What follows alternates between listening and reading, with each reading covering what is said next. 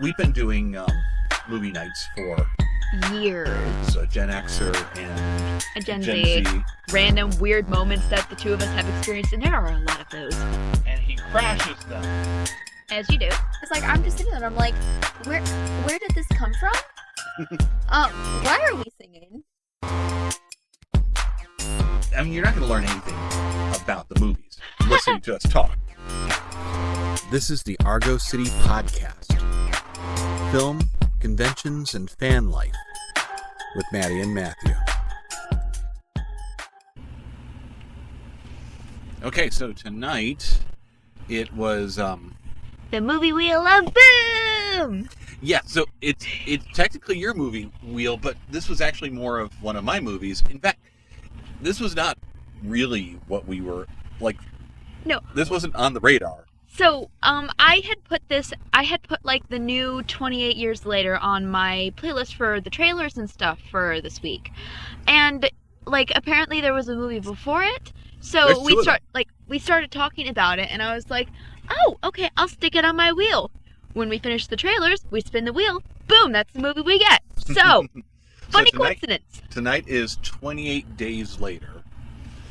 This is 2002. Very old. This was part of the discussion because you were talking about how we open in a hospital. We literally open like The Walking Dead. Yeah, it feels very familiar, but this predates The Walking Dead. It predates the comic. Mm-hmm, exactly, and that kind of like threw me off a little bit, just because I need to get back into watching The Walking Dead. Well, we also have like the shopping scene, and that's something we see that in Zombieland too. There's you have to remember that this is just ahead of the big zombie boom, the big zombie craze. Oh, is it like just like before? Well, I guess it is before the Walking Dead craze. Right, and Walking Dead really kicked that off and made zombies a thing. I mean, up until then, it was vampires. Oh. And vampires had played out, and zombies were lurking right around the corner. Quite literally and figuratively. But, you know, I forget sometimes, too, just how good this movie is. This was it was a really good zombie movie. A lot of really interesting twists to the idea of, like, the monsters in general. A really interesting plot with some really lovable characters that I was crying at. Yes, well, and it gets lumped in with just, you know, every other zombie movie especially because it's before. It's not a Romero movie, but it's just kind of lumped in with all those. It's not even a proper zombie movie, so we almost forget about it sometimes, I think. Mm-hmm. So yeah, you showed me the trailer, and I walked out with the videotape. Mm-hmm. Now, my videotape, by the way, let's just jump right ahead to the ending. Oh, okay then. So, my videotape says includes a killer alternate ending. What it doesn't tell you is that's the only ending on this tape. Wait, what? So, the alternate ending is they get Jim to the hospital and he dies on the table. That was an interesting ending. That's the ending that I thought it was. That's the only one I'd seen. And I don't know. I think there may have been alternate ones in the theater, or maybe not. But this is the one that this is my copy. So a couple of years ago, we have 12 Hours of Terror in Cleveland. They do a movie marathon every year. You've seen me go to it just about every year. Yeah, you go basically every year. So this was a surprise movie one year. Not last year, like maybe the one before it, something like that. This was the secret movie. Mm-hmm. And we finish, and we get to the ending, and I'm incredibly confused because it's the theatrical ending. No, it's they're showing the theatrical ending. They're showing the one we watched, where they're writing big letters on the ground. I'm sitting next to my buddy Mark. I'm like, what's going on here? I don't understand. No, this is not the end. Wait. So, like, did they release the different or not DVDs, the VCSs with other endings? Yeah, the VHS. Well, I don't know. Was it like random based on which one you'd get? I don't know. I mean, That would have been really clever marketing. There've been some films that do that actually. There's been some films that did that in the theater. Like there's a mystery based on the board game Clue. There's like 3 different endings. Oh. You never knew which theater you were going to get what ending from. And I almost wonder if this is that too. It may not be. I may be going off on a tangent, but just the fact that I was so used to that bleak ending where Jim dies. I like the other one better. I like them. Maybe we got found better. But you, I actually much preferred the darker ending, just because the whole thing that I really enjoyed throughout this particular film was just that, like, it felt so realistic, having realistic problems like blowing out a tire or having to gather food and, like, not really knowing, like, what to expect and stuff. And even with the whole situation with women, that whole death thing seemed to fit better for that theme for me, at least. And I found it more interesting. The symmetry is good, too, because he starts the movie in a hospital bed. And in that ending, he ends the movie in a hospital bed. Oh, I didn't even realize that. Oh, that's horrible. And then even, like, earlier on in the movie when we get to see his parents, that was tragic. Well, and that's the thing about this that they just do so well. They punch you in the heart again and again. And again and again and again. This is not just, we're going to eat your brains, we are coming... And it's not even like the high melodrama that you get from the Romero films like Night of the Living Dead or Dawn of the Dead. No. This is a much more personal, emotional story, I think. Because, like, you have a lot more time to really bond with those characters, and as you learn more about their backstories and stuff, and the volume kept fluctuating on us during the film, so I was having a hard time hearing, like, one of them in particular, but... And the accents are not helping you either. That true. Those are heavy. That too. But I totally lost my train of thought. But, like, even with... Yeah, I just lost my train of thought. You were like, I love this family. I'm going to be so upset if something happens. I know, and I was like, I didn't say that. I said I'm going to be disappointed because I knew there's no way they're going to let me get away with a cute little happy family. That's not how these movies work. They have to hit me in the gut every single time. I'm just sitting there thinking, oh, I know what's about to happen to the dad too. And he was so great. I mean, literally, it was so cool to see that bond between, like, him and his teenage daughter and stuff. And that teenage daughter was a freaking... that was amazing. Like, her pulling off, like, those swerves with that car, that was awesome. And not toppling that car. That car is so tall, and it's such a British car. It's such a little bubble car. I remember when it came out, like, we were watching as it was coming out of the, like, little... car thing there, and I was like, I was waiting for some like badass like full on Metal Gear car, and out drives this little bubbly taxi, and I'm like, okay, I love this even more. And it was the best thing ever.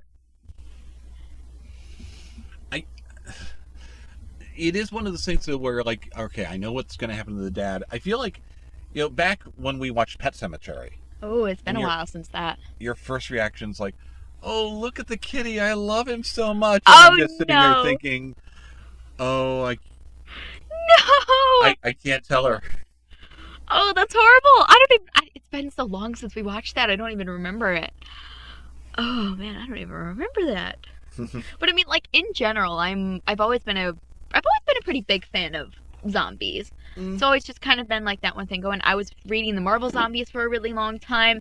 Heck, even when the What If series came out, that Marvel Zombies episode was my favorite. Well, even before Marvel Zombies, DC did Blackest Night. And that was my favorite comic series, like, ever for the longest time. Mainly because it had a lot of Star Sapphire in it, but that wasn't the point. That was such a fascinating series. I can't remember a thing about it now, but I just remember really loving it as a kid. But yeah, so, and you kind of grew up in the era of zombies being a thing, being the thing. Mm-hmm. So that absolutely makes sense. But yeah, I probably was watching this like while I was staying home with you, as a baby. Oh, I mean, you definitely watched worse. I know that we watched Dawn of the Dead when you were a baby, and a couple of things like that. So, and yeah, it is back from that era. It makes me wonder what we're going to see with 28 years later, because I do see that Jim's back. So we got some of the same cast. They didn't do that with 28 weeks later. Was it with like or actually, don't tell me, because I might throw it in my box or my Same wheel world, next. different cast. Different cast. Trying to find a cure. Oh, well, I don't even know if they're going to be successful if there's a third movie. Yeah, the imagery in that third movie is It looked in that really upcoming good. one is really interesting, and it doesn't feel the same. It feels, I don't know, a lot more grim and a lot more stylized. Another one of the things that I really liked about this particular film was just like the zombies in general. I know early on in the movie, me and my dad had a conversation, and he was telling me about how they portray them as like the zombies pushing their bodies. If they don't feel pain and they don't feel tired, why wouldn't they just push their bodies until everything breaks? And I thought that was like fascinating, especially aside from the fact that the zombies weren't like trying to eat you, they weren't trying to infect you, they were just insane. Right, we're not reanimating the dead here. No, These and that are made it rage zombies. that They made are it so just much more fascinating, because it's just like they're just trying to kill you because they're angry. I mean, there's nothing else to it. Like, and even that whole concept with where zombies will always follow other ones, or they'll always follow noises, it makes me want, because there was a lot of scenes in that movie that really made me wonder, particularly about how these zombies work. Such as towards the end when we see the zombie looking at his own reflection. I'm unsure if he was actually looking at Hannah behind it, but he kind of like stared at himself for a minute. There were scenes like early on where they were pausing, and I even thought at one point during the whole fight sequence in the manor that like two of them seemed to be communicating almost. Well, you also saw, your first thought was, is there still any late memory because of how many of them had just kind of piled up at the church? Yeah, and like I wonder like if they're, yeah, because you called it out before I could say it, but yeah, like wondering why there were so many there. Even the priest was there, and I mean I can understand that maybe people in a moment of desperation would go and turn to the church to solve all their problems, but even then, like that could be a logical solution. But what if it's not? Because most of those zombies seem to wake up, or at least some of them did. I see. I don't know who's dead in that pile and who's not. Exactly. But that also kind of brings us back to Dawn of the Dead, and that was one of the theories there too, that people were just kind of drawn some sort of almost an echo of a memory that draws you out to the mall. So maybe that's part of that was kind of what you were thinking. Maybe that's part of what's going on. Yeah, and like I want answers, because the way that as I said, the way that these zombies act and like interact is so much different from a lot of the stuff that's portrayed in media, which is why I enjoyed it so much, because there's so much different. I didn't really know what to expect. It doesn't help that they're fast zombies, but even then, that's a nightmare of itself. Yeah, and this does keep taking left turns on you. Even once, we've got the family together, or the first boyfriend bites it pretty early. We just blew up a small chunk of London. Are we okay now that we're over with the soldiers? Especially since, you've got the doctor leading them. We're not. That was kind of a plot twist, hoping that they would at least be the good guys, but even then you can never really be sure who to trust. And I think that's definitely something that prevails in most zombie movies, is trust is an important and rare commodity. It's practical. They're utilitarian there. But, if we could see the planes flying once in a while, couldn't they? Were they in the sky more often? I honestly didn't notice. Well, because he mentioned it once. Jim saw the chemtrails from the plane when they took him out to execute him. That's true. So they've been... somebody's out there. I mean, maybe they didn't know. And the movie is not trying to tell you for sure if it's just England or if it's spread. There's reports of New York and Paris, but that could just be rumors, because then when they're locked in the cell, they're like, we're on an island. They quarantined us. Well, yeah, you've also got like the smaller communities, because they said it started in the smaller groups way out on the countryside. There's a lot of villages and a lot of countryside in England, and that's That's true. That's kind of something we were talking about because you forget how small England is. You can drive that country in a day or so. I mean, it's... Yeah, and then here you cannot literally leave a state unless you're driving for 1, 2, maybe 3, 4 days. Which is definitely a nightmare.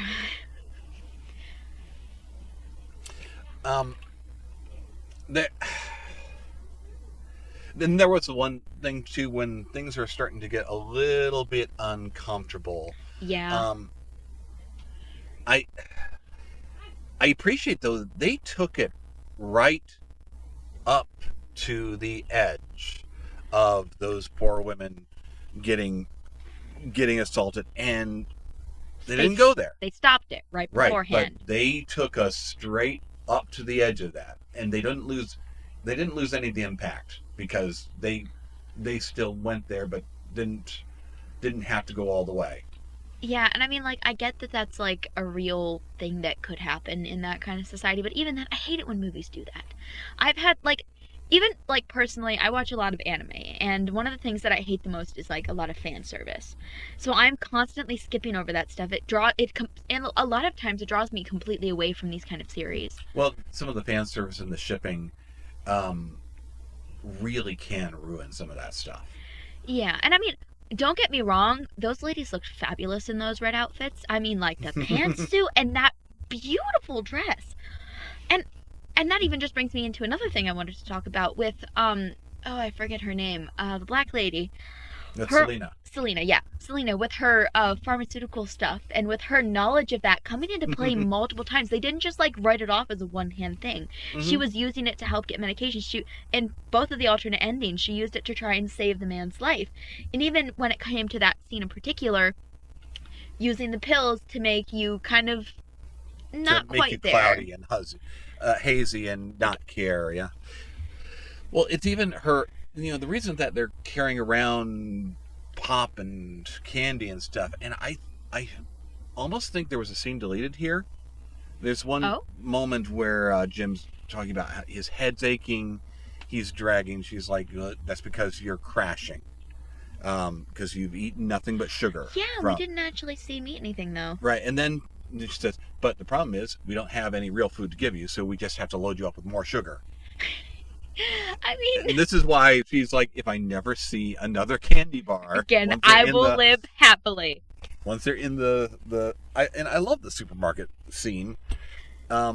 It's cute, but it's also why you get into... eventually we're going to get to Zombieland and a few things like that. And it's why they have to take those scenes and actually, like, crank it up a little more. What do you mean? This is... Well, you'll see when we get there. Okay, well, you can't just say that and then ominously leave me on a cliffhanger. You know how much I hate cliffhangers. But that seems to be a common scene in a lot of movies. Like, as we referenced it in, like, Dawn of the Dead, I referenced it in Bird Box as well when they do that. Mm-hmm. But at least in this movie in particular, it was cool kind of seeing what each of them kind of go for. More specifically, in this case, the father just loading up with wine. And I'm just like, I mean...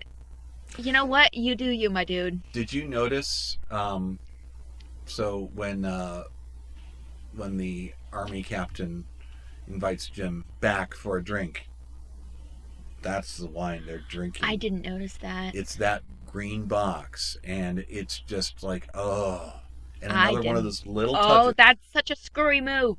One of those really just smart, kind of gut punch moments that this does so well.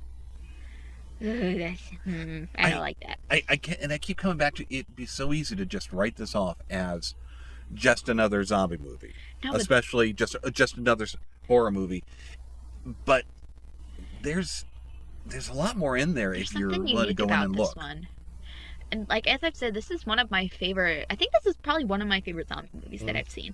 To be fair, I don't know if I've seen a lot or only seen a little bit. I've seen a variety of zombie-ish films. You have, and I think we need to go back and do like a Night of the Living Dead night, because you watched it when you were very young, and then you don't remember a lot of it. And then I met the person and got a card signed. Yes, you've met you met the girl, the heroine from it. Yeah, and then didn't she also film a thing for the zombie videos Yep. as well? So did one of the zombies in that movie. Mm-hmm. So did the announcer, the television news announcer. He also does television announcing in your backyard zombie movies. Those are all still up on YouTube. Yes, go watch. So They're on Argo City. You go actually watch. you got a bunch of people from Night of the Living Dead. That's some real credit. And then Tom Sullivan from Evil Dead did something with you, and then Yeah. Lloyd Kaufman from Toxic Avenger. Basically, man who created Trauma movies. I mean, to be fair, Lloyd will show up to, open a supermarket. He'll go anywhere. He'll do anything. But on the other hand, you can also say that you've shared screen time with somebody who was in Guardians of the Galaxy. I have? Yes, that's Lloyd. That's when you took your bow and arrow. I know the into episode you're talking about. I'm just trying to remember who he played in Guardians of the Galaxy. Oh, he's just one of the background characters in the prison. Oh, well, But that's probably the why director, I don't know. he gave that director his first job. Oh. So the director put him in it. Well, And, as you do, yeah. Good on him. so you actually have a direct connection to the MCU. Okay, I mean, honestly, at this point, I've got like 3 or 4 different connections, so who knows at this point? I don't even know at this point.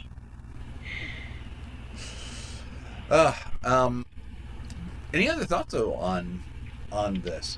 You were worried about this being a gory movie, and I'm like, it's a zombie movie. It's not anymore that's like necessary. I've always had a big issue with just like a lot of gore. It just makes me uncomfortable.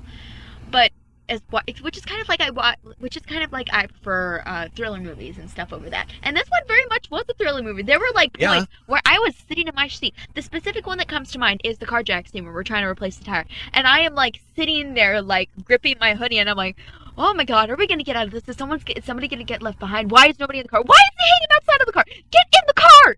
And it was just like, oh, I don't know what to expect next. Well, and you really don't even see much of the zombies there. All you're seeing are the shadows. And that's what makes it even worse.